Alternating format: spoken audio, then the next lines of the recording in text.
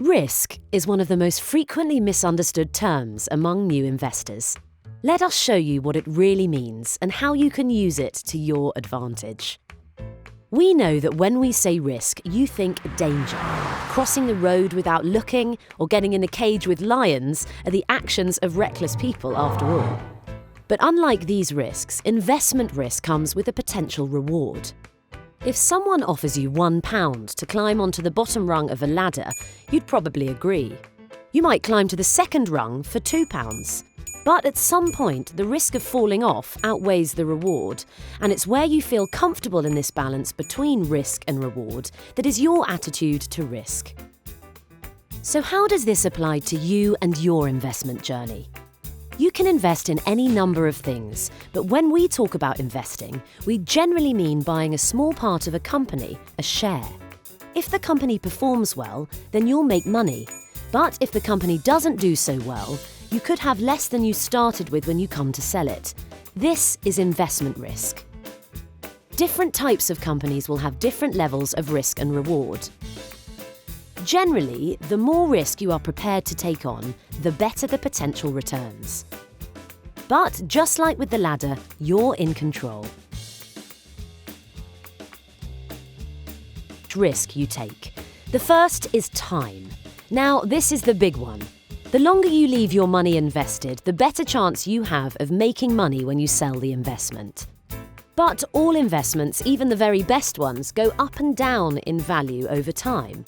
It's why we say it's important to invest for at least 5 years, as the odds get better the longer you're in the market, although there is always a risk of getting back less than you invest. The likelihood of you making money if you invest for just a day is around 50-50.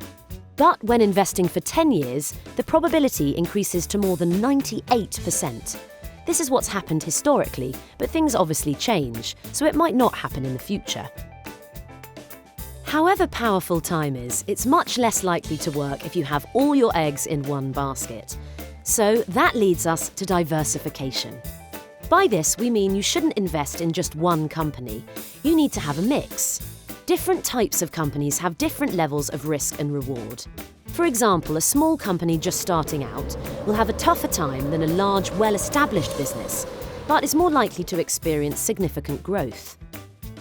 A company selling products for which there is a steady demand might have smoother returns than one where demand depends on the health of the economy. And equally, some countries are steady and established, while others are faster developing. If you invest in a good mix of companies, you're less affected by individual successes or failures. A lot of people choose to do this by pooling their money with other investors in a fund, where the investment choices are made by an expert.